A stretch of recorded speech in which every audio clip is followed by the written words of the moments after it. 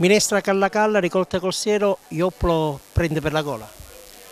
Ioppolo, sì, in questi anni approfitta della golosità della gente per organizzare eventi che coniugano le tradizioni, la cultura e il buon mangiare. Il mangiare soprattutto che valorizza le cose tipiche del paese. Il siero, la ricotta, il latte, i formaggi, i salumi che vengono prodotti localmente, lo zafferano.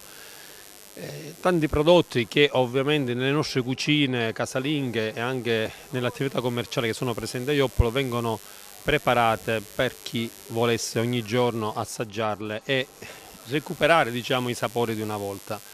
La minestra Calla Calla nasce proprio per questo, perché nasce dal piatto semplice che nelle famiglie si usa sovente, soprattutto nelle serate d'inverno molto fredde, no?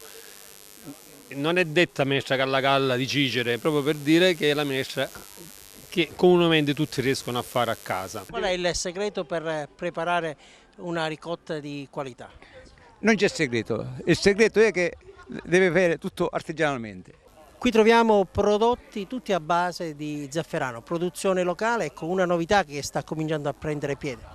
Il prodotto principale è lo zafferano pure in pistilli e poi dallo zafferano ricaviamo anche altri prodotti come il liquore, come il formaggio e come negli incasi fieristici facciamo i biscotti e il pane allo zafferano. Io sono arricampata per la manifestazione, veramente, mi fa piacere fare queste cose. Dove arriva? Madonna signora, da Milano. Penso che sia una manifestazione che serva per soprattutto i commercianti di Ioppolo, i quali vendono cose veramente genuine, quindi vanno incentivati per queste manifestazioni. Io spero che qualcuno venga oltre agli abitanti di Ioppolo per degustare queste specialità, queste prelibatezze. Cosa la lega a Ioppolo? Un'amicizia grande, grande, grande e soprattutto l'ospitalità di questo paese. Arrecambati a Giangascio, sindaco, missione compiuta, c'è chi arriva da fuori per assistere a queste serate che ci accompagnano alla festività di Natale.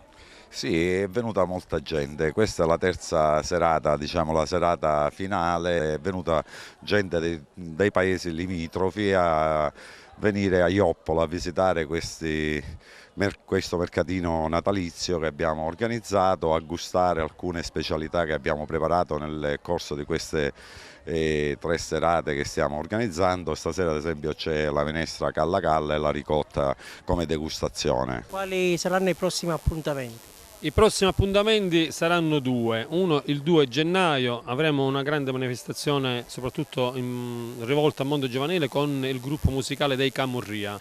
Poi l'altro appuntamento è il 3 gennaio in chiesa, proprio dopo la messa ci sarà il concerto del nuovo anno grazie al Liceo Majorana a indirizzo musicale che con un gruppo da camera ci offrirà la possibilità di ascoltare musiche tradizionali a tema natalizio.